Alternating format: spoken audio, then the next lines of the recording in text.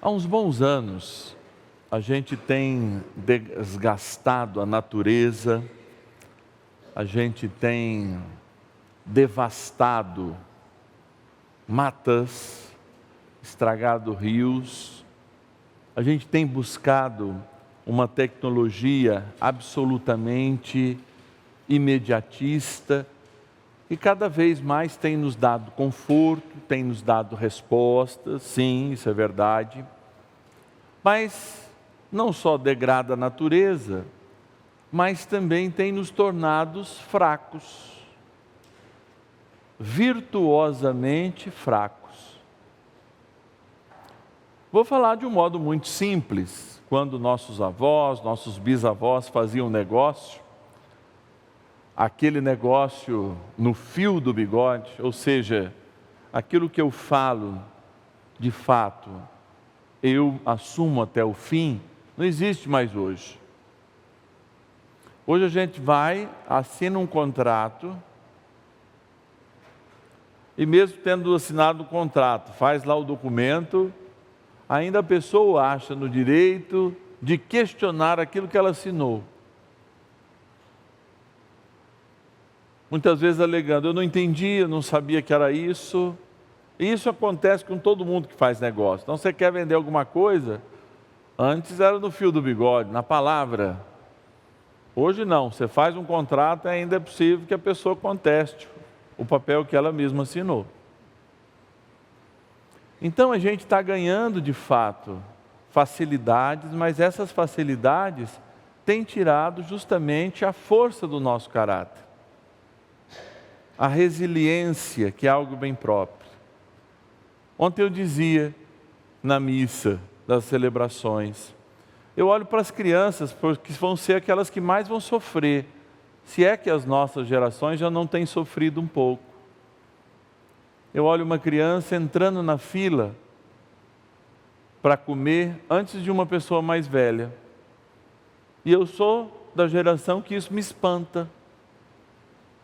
Mas por que a criança vai comer primeiro? Por que ela vai escolher primeiro? Porque aí quando ela chega no ônibus e mostrou uma cidade, numa notícia de televisão esses dias, em que todos os bancos são dedicados a quem precisa, a idosos, gestantes, etc. e tal. Aquela criança que foi acostumada a estar em primeiro lugar, ela não consegue compreender que tem gente com mais história, com mais calo, com menos joelho e com mais dor. E aí tinha uma jovem de uns 15, 16 anos, brigando com uma senhora de muita idade, precisava sentar, e ela não estava sabendo dessa lei ainda, que a pessoa podia exigir qualquer banco, e ela discutia com a senhora, não é aqui, até que outra pessoa, percebendo a discussão, acabou por ceder aquele lugar. Mas é um pouco desse enfraquecimento também na nossa fé que nós estamos vivendo. Nós facilitamos. Hoje as pessoas procuram a igreja, elas ficam amigas dos padres, para ver se a gente facilita o casamento, para ver se a gente facilita o batizado, para ver se a gente facilita as coisas. Não para serem fiéis. Não para responder o propósito do próprio Deus. E não pense que isso não angustia um sacerdote. Mas eu vivo debaixo de um guarda-chuva. E do mesmo modo em que eu, por vezes, cobro obediência das pessoas na minha liderança, eu devo obediência ao Código do Direito Canônico, pode ele estar atrasado ou não. Eu devo obediência ao senhor bispo da minha diocese, aos seus diretórios, a tudo aquilo que a igreja indica. E ela, muito mais antiga do que eu, com seus 2000 anos, tem muito mais a falar de humanidade do que alguém aqui, nesse momento da história, mesmo sendo sacerdote. Então, por vezes as pessoas nos constrangem a, de fato, esconder a luz, em vez de mostrá-la ao mundo. A maioria de nós, de fato, tem vivido este tempo em que o mal e o pecado já não parecem tão mais perigosos. Então a gente comunga com o mal e com o pecado por causa das nossas conveniências. Diferente de outros tempos em que de fato a gente comprovava aquilo que jurava, jurava aquilo que comprovava. Hoje nós vivemos uma experiência de religião bastante light. Ou seja, eu quero ter a minha religião.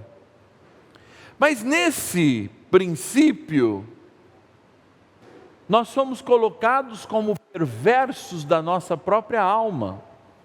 E ainda hoje, a maioria de nós culpa o diabo pela nossa perversão, mas esquece da nossa responsabilidade. Ou seja, eu tenho responsabilidade por responder a Deus o que Ele deseja de mim, e não fazer do meu desejo a vontade de Deus. Por exemplo, qual é a maior prova de amizade entre duas pessoas?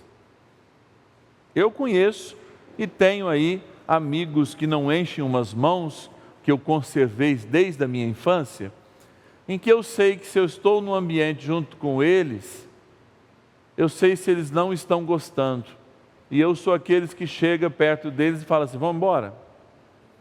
Eles igualmente, eu não preciso dizer uma palavra, só de me olharem, vão lá, inventam uma desculpa, falam assim, olha, tem que levar o padre porque ele vai estar em outro compromisso.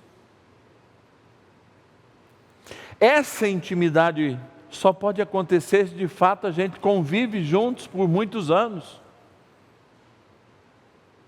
E muitos de nós hoje esqueceu de ter essa intimidade com Deus, que chama Deus de amigo, e Deus, em vez de chamar a gente de servo, chama de amigos. Por quê? Nós estamos associando-nos aos fatores de mudança desse mundo e estamos achando que a palavra de Deus tem que se adaptar ao nosso jeito, tem que se adaptar ao conforto de hoje, tem que se modernizar nesse sentido. Mas no que o ser humano se modernizou até hoje? Ah, padre, há 2000 anos atrás o ser humano fazia guerras. Hoje ele não faz? Há 2000 anos atrás ele usava uma lança para ferir o coração, usava um arco e uma flecha. Hoje ele usa uma arma atômica, um drone, mas continua a guerrear. Porque se há 2000 anos atrás o problema era fazer o bem e não fazer o mal, com instrumentos que tem hoje nós continuamos fazendo o mal, muito mais tecnologicamente, porque a gente guarda muitas vezes nas nossas mãos esse instrumento tecnológico que é o celular, mas que capta todo o mal do mundo. A gente entrega isso na mão de uma criança, como eu vi esses dias um educador comparando essa entrega como se a gente deixasse há alguns anos atrás uma criança numa rodoviária de uma grande cidade, a gente entrega para facilitar, para não ver o ouvido. A gente tem amolecido a nossa experiência com Deus. E de fato, o que é isso? É o apagar das luzes que estão acesas. É o esconder das luzes que existem. E repito, de longe, eu quero parecer moralista. De longe. Muito pelo contrário. Porque nós somos a igreja do amor. Mas o amor só acolhe aquele que quer transformar-se. Não adianta dizer que eu amo se eu não dou provas. Não adianta eu mandar uma mensagem de WhatsApp. E por isso a experiência cada vez mais está vazia. Quem tem grupo de família de celular aqui? Todo mundo tem. Agora eu vou perguntar uma coisa para vocês. Lá no grupo do WhatsApp, Vocês visitam mais essas pessoas e as veem mais ou veem menos do que viam antigamente quando não tinha grupo? Hã? Menos. Meu Deus, padre, mas parece que o senhor tem razão. A tecnologia ajudou a gente a conversar, mas ao mesmo tempo nos afastou. Esses dias eu estava na casa de um casal de amigos, vou chamar meu filho. Põe no grupo do WhatsApp. Estava no andar de cima. Falei, ô gorda, sobe aí. Não pode falar isso hoje, né? Mas é uma amiga minha, eu tenho direito, ela é gorda, né? Não tem problema com isso. Falei, sobe essa escada aí, vai chamar teu filho. Vai pôr no grupo de WhatsApp que o almoço já está pronto, o pato está aqui. Nós criamos as facilidades, escondemos o verdadeiro sentido. Como hoje, amados, como hoje. Quantos de nós faz aí a novena pela televisão e quando o padre chama lá na paróquia não vai fazer?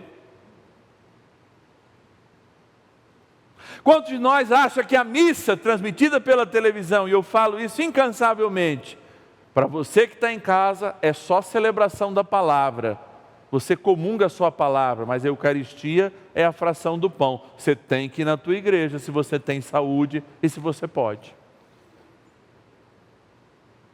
Eu gosto muito dos nordestinos porque eles falam de cheiro, né? Me dá cá um cheiro. Já ouviram isso falar? Os nordestinos falam, me dá cá um cheiro, padre, me dá cá um cheiro. Ou seja, falta cheiro. A gente acha que igreja é só reza. Não, igreja é comunhão. Comunhão de irmãos. Ou seja, é o lugar onde eu empresto o meu pé cheio de calo para alguém pisar. Nenhum outro lugar eu empresto. Eu só empresto onde é família. Onde eu sei que eu tenho ligações mais fortes. Porque em casa é assim. Todo mundo sabe onde pisa o nosso calo. Na igreja também. E a gente tem facilitado as coisas e perdido as coisas difíceis. Sabe que é a coisa que eu fico muito chateado? Não me ligar no dia do meu aniversário. E me mandar uma mensagem de WhatsApp. Poxa, me liga. E eu atendo todas as pessoas que me ligam. E depois eu dou uma resposta genérica para quem me mandou uma mensagem. Porque o que eu quero? Amigos de verdade. Que venham com a sua vida como presente. Que estejam comigo nos momentos de alegria, mas também se manifestem presentes nos momentos de dificuldade. Ou seja, sejam luz quando eu estou nas trevas e quando eu tenho que ser luz, eu quero estar perto do outro também nas suas trevas, nas suas dores, nas suas dificuldades.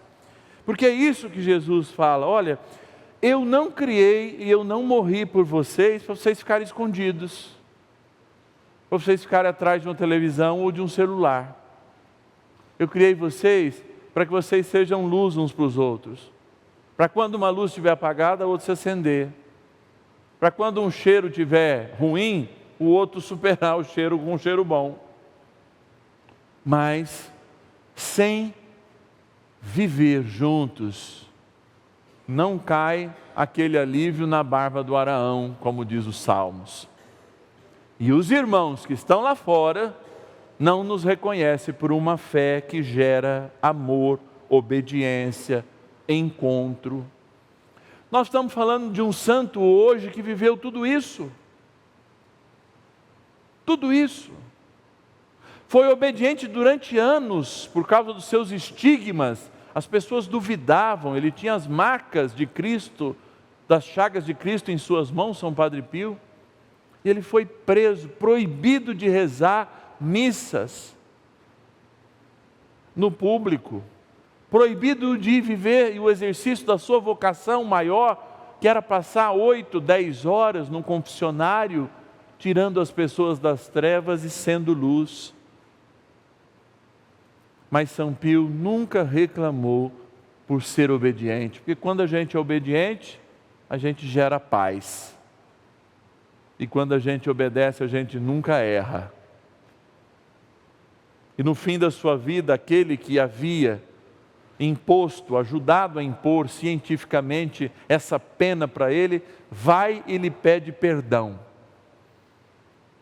E ele o perdoa, com a magnitude de um santo que, mesmo sofrendo para exercer o seu ministério, não azeda, não se esconde e quer amar.